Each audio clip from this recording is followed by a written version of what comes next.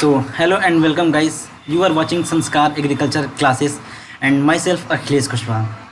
From today onwards, we are starting a class that is Fundamentals of Horticulture, and in that, we will cover several topics like here you can see the syllabus, introduction, horticulture crops, human nutrition, climatic requirements, and so on, as you can see in the PPT. uh, more syllabus are there also, like training and pruning, kinds of flower bearing shoots, top working, problem of unfruitfulness.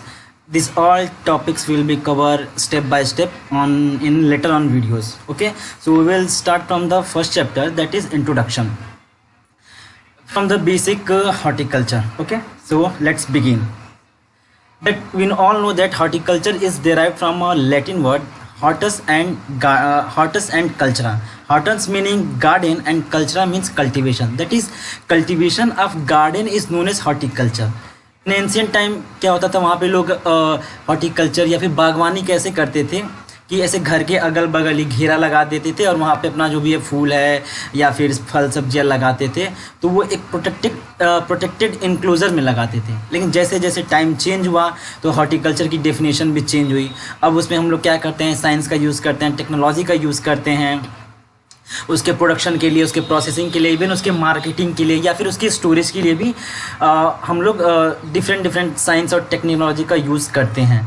Okay, and now here are some branches of horticulture like pomology, olericulture, floriculture, plantations crops. In that we will read about in pomology, that is the cultivation of fruits; in olericulture, that is the cultivation of vegetables; and floriculture, that is the cultivation of flower crops. And in plantation crops, they are refers to like as a cash crop, that great exports are on from there. So plantation crops may be known also called as a cash crop. Example of plantation crops are coconut, which are mostly grown in southern part of India, areca nut, rubber, coffee, tea, cashew nut, and many more are there. And spices crop, medicinal and aromatic crops, post harvest technology, and plant propagation, this all comes under the horticulture. And we all in these topics we will discuss in later videos or later slide. Okay, now fruit crops. India is the second largest producer of fruits after China. Though China have a great area in comparison to India, that India have the geographical area is 32 lakhs square kilometer. In that approximately 40 to 44% are only cultivable land. Okay, a large variety of fruits crops are grown in India, because here in India all types of climates are found. That India is not a mega diverse country. Why? Because India में क्या है ना, हर तरह के climate पाए जाते हैं, जैसे कि ट्रॉपिकल है, सब ट्रॉपिकल है, ड्राई रीजन है, एरिड रीजन है, टेम्परेट रीजन है. मतलब कि ठंडी जगहों में आप चले जाओ तो जम्मू कश्मीर की साइड चले जाओ. ट्रॉपिकल, सब ट्रॉपिकल की बात करें तो UP, Bihar, Madhya Pradesh. Arid zone की बात करते हैं तो राजस्थान, कुछ हिस्से गुजरात के, मध्य प्रदेश के, ये सब होते हैं एरिड जोन में. ठीक है, और इंडिया में वर्ल्ड का टोटल ना 10% फूड प्रोडक्शन होता है. Means India account for 10% of the total production of fruit in the world. When we will talk about vegetable crops, so there are 40 vegetables belonging to solanaceous, cucurbitaceous, leguminous, cruciferous, root crops and leafy vegetables are grown in India. मतलब क्या है कि India में 40 से ज़्यादा तरह की सब्जियां उगाई जाती हैं जो अलग अलग फैमिली से बिलोंग करती हैं. जैसे सोलेनेसियस फैमिली है, कुकुरबिटेसियस है, लेगुमिनस क्रॉप है, एंड सो ऑन. और जो सब्जियां उगाई जाती हैं इंडिया में, जैसे onion, potato, brinjal, peas, beans, okra, जिसको लेडी फिंगर या फिर भिंडी भी कहते हैं लोकली, चिल्ली है, कैबेज है, कॉलीफ्लावर है, bottle gourd, cucumber, watermelon, carrot, radish, इटिशन. और इंडिया इसमें भी सेकेंड प्रोड्यूसर है आफ्टर चाइना. ठीक है, and when we are talking about floriculture, the flower cultivation is being practiced in India since ages. मतलब बहुत पहले से भारत में क्या है कि फ्लावर्स का कल्टीवेशन होता था. क्यों होता था? क्योंकि फ्लावर्स का जो है हमारे सोशियो इकोनॉमिक लाइफ में बहुत इंपॉर्टेंस है. जैसे या फिर रिलीजियस वर्क में भी, जैसे Hindu, when we will talk about Hinduism या फिर इस्लाम, क्रिश्चियंस और any other religions, they all use flowers for offering their respective gods. India is known for growing traditional flowers such as jasmine, marigold, chrysanthemum, tuberose, crossandra, aster, etc. ठीक है. The major flower growing countries in India are Tamil Nadu, Karnataka, Andhra Pradesh, Maharashtra, West Bengal, Sikkim, Jammu Kashmir, Meghalaya, etc. ठीक है. Plantation crops के example क्या क्या होते हैं, सबसे पहले हम लोग देख सकते हैं जैसे कि कोकोनट है, कैश्यू नट है, एरिका नट है, क्या बोलते हैं कि ऐसे सारे बहुत सारे क्रॉप्स हैं जो ज़्यादातर ना साउथ इंडियन पार्ट्स में पाए जाते हैं, कि वहाँ पे जो ह्यूमिड क्लाइमेट होता है और प्लांटेशन क्रॉप के लिए वो ना बहुत फेवरेबल होता है उनको ग्रो करने के लिए. और ये प्लांटेशन क्रॉप जो ना कैश क्रॉप के लिए ग्रो किए जाते हैं, ताकि ना ऐसे ज़्यादा से ज़्यादा उनसे हम लोग अर्निंग कर सकें. और ज़्यादा से ज़्यादा अर्निंग होती है तो क्या होता है कि जो एक फार्मर है उसका लिविंग अप स्टैंडर्ड बढ़ जाता है, उसकी इनकम बढ़ जाती है. और प्लांटेशन क्रॉप से इंडिया में 7,500 करोड़ ऑफ एक्सपोर्ट अर्निंग करते हैं, मतलब डॉलर आता है. When dollar will come in our country, then our economy will also get stronger as foreign exchange come in our country. The major plantation crops include coconut, areca nut, oil palm, cashew, etc. ठीक है. The leading states Karnataka, Kerala, Tamil Nadu, Andhra Pradesh, Maharashtra, Goa, Assam, etc. Okay. Spices. Here you can see in the figure that this one, this is cardamom and this is black pepper. This is black pepper. They constitute an important group of horticulture crops and defined as vegetable products or mixture thereof free from extraneous matter used for flavoring, seasoning and imparting aroma in foods. India is known for home of spices, producing a wide variety of spices. India ना ऐसे कहा जाता है मसालों का देश है, क्योंकि यहाँ पे ना सबसे ज़्यादा मसाले पैदा होते हैं और यहाँ से मसालों का ना एक्सपोर्ट भी बहुत ज़्यादा होता है. ठीक है. और जो मेजर स्पाइस प्रोड्यूसिंग स्टेट है जैसे केरला है, आंध्र प्रदेश है, Gujarat, Rajasthan, Maharashtra, Karnataka, Orissa. Okay. Now medicinal and aromatic plants. No, though you are seeing this figure, this is ashwagandha and this is isabgol. This is isabgol and this is ashwagandha. Ashwagandha ये है, याद रखना, और ये इसबगोल कुछ ऐसा दिखता है. ठीक है. तो मेडिसिनल एंड एरोमेटिक प्लांट्स, तो यहाँ पे भी ना मेडिसिनल और एरोमेटिक प्लांट्स का ना बहुत डाइवर्स कलेक्शन है इंडिया में, again because of different types of climatic regions found in India, that is temperate, tropical, sub tropical, arid zone. Okay. Demand from this crop is increase progressively in both domestic and export market. चूँकि India को ना ऐसे mini world भी कह सकते हैं, क्योंकि यहाँ पे ना हर तरह के क्लाइमेट होते हैं, सारी चीज़ें यहाँ पे पाई जाती हैं. तो feel lucky that you are in India. ठीक है. Now will discuss about features of horticulture. मतलब कि हॉर्टिकल्चर या फिर शस्य विज्ञान के या बागवानी के फीचर्स क्या क्या हैं. तो हॉर्टिकल्चर जो भी जैसे ना जो भी उसके प्रोड्यूस होते हैं ना वो मोस्टली ना फ्रेश स्टेट में ही खाए जाते हैं और वो हाईली पेरिशेबल होते हैं. हाईली पेरिशेबल का मतलब वो जल्दी ख़राब हो जाते हैं. जैसे पपीता है, 2-3 दिन रख दो तो ख़राब हो जाना है. लेकिन Apple is the one fruit which have highest self life, मतलब वो उसको ज़्यादा दिन तक रख सकते हैं, वो ख़राब भी नहीं होता है. ठीक है. और हॉर्टिकल्चर क्रॉप्स में क्या है ना, बहुत ही इंटेंसिव कल्टीवेशन होता है और इसमें ना बहुत ज़्यादा कैपिटल लगते हैं, लेबर लगते हैं, टेक्नोलॉजी भी यूज़ किया जाता है पर यूनिट एरिया में. अब लेबर कैपिटल कैसे लगता है, जैसे कि कोई भी प्लान बनाते हैं, लेआउट बनाते हैं, तो उसमें क्या होता है कि उसके लिए ना इनपुट कॉस्ट स्टार्टिंग में ज़्यादा लगता है, मतलब इंस्टॉलमेंट कॉस्ट जो होता है वो ज़्यादा लगता है. उसके बाद इससे हाई रिटर्न भी होता है. कल्चरल ऑपरेशंस भी लाइक जैसे प्रोपगेशन है, ट्रेनिंग, प्रूनिंग. जैसे ट्रेनिंग और प्रूनिंग का मतलब होता है, ट्रेनिंग मतलब मॉडिफिकेशन ऑफ ट्री, मतलब उसको एक प्रॉपर शेप देते हैं. और प्रूनिंग का मतलब होता है कि उसमें जो भी बेकार ब्रांच हो जाती हैं, जो डिजीज़ हो जाती हैं या फिर जो आपस में इंटरलिंक कर जाती हैं, मिंग कर जाती हैं, तो उन्हें काट देते हैं. उससे क्या होता है ना कि प्रॉपर एरिएशन होता है, हवा आता है, प्रॉपर प्रोपगेशन ऑफ लाइट भी होता है उसमें, जिससे कि हमारी जो फ्रूट क्वालिटी है वो बढ़ती है. इसलिए ट्रेनिंग प्रूनिंग उसमें करते हैं.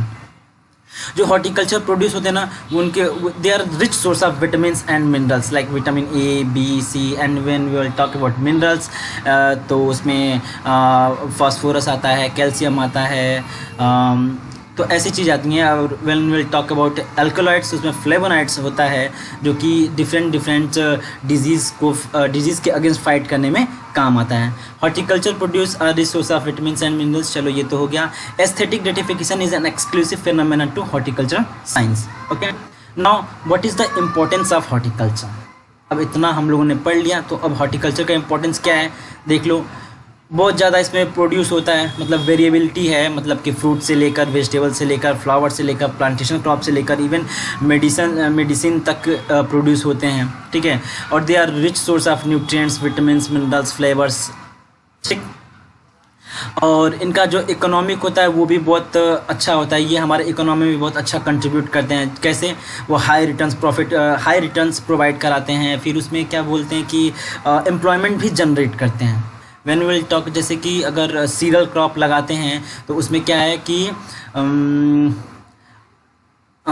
Employment generation 860 man days per annum for fruit crops as against 143 man days annum for cereal crops. तो इसमें क्या है ना कि ज़्यादा दिन तक लोग काम कर सकते हैं हॉर्टिकल्चर क्रॉप्स में when in comparison to cereals crop. अगर सीरियल क्रॉप्स में कोई 860 दिन काम करता है तो हॉर्टिकल्चर क्रॉप्स में 143 दिन काम कर सकता है, ठीक है।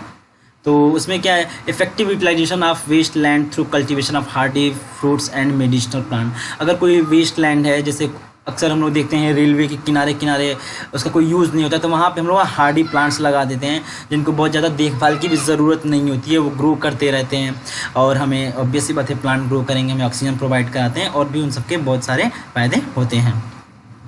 इससे क्या होता है, अगर फैमिली की होम गार्डन या फिर होम किचन करते हैं, उसमें हम लोग सब्जियां लगा सकते हैं, फूल लगा सकते हैं, तो उससे भी हमारी थोड़ी बहुत अर्निंग हो जाती है।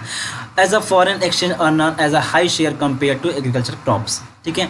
अब इसमें क्या होता है ना, बहुत ही हाई रिटर्न मिलता है when will export this things like spices है, इसमें कैश्यू करते हैं, या फिर मसाले। बहुत भारत को मसालों का देश कहा जाता है, तो मसाले भी यहाँ से बहुत ज़्यादा हम लोग एक्सपोर्ट करते हैं, ठीक है।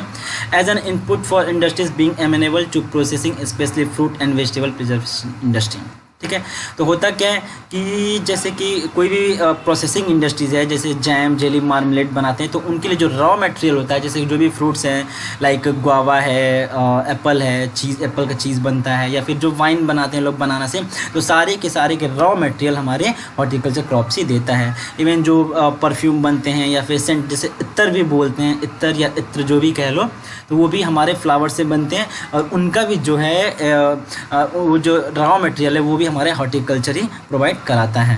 इसका रिलीजियस सिग्निफिकेंस भी होता है, जैसे कि फ्लावर्स होते हैं तो गॉड को ऑफर करते हैं, या फिर फ्रूट्स भी होते हैं, बहुत ट्रेडिशनल तरीके में लोग फ्रूट्स भी भगवान लोग को चढ़ाते हैं पूजा करने के लिए, उसको प्रसाद के रूप में खाते भी हैं, ठीक है। तो अब स्कोप क्या है हॉर्टिकल्चर का, what is the scope of horticulture.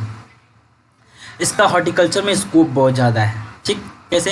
क्योंकि ना इसमें जो बहुत ज़्यादा वेरिएबिलिटी होती है, तो आखिर उसका यूज़ कैसे करें। तो फार्मर्स को क्या ना इंसेंटिव देते हैं।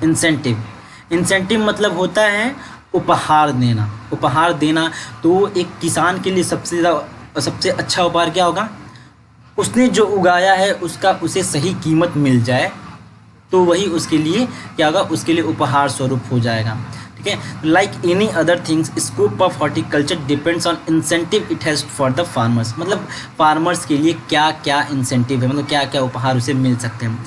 Adaptability of the crops, necessity and facilities for future growth through input availability and infrastructure for the distribution of the produce, marketing, etc.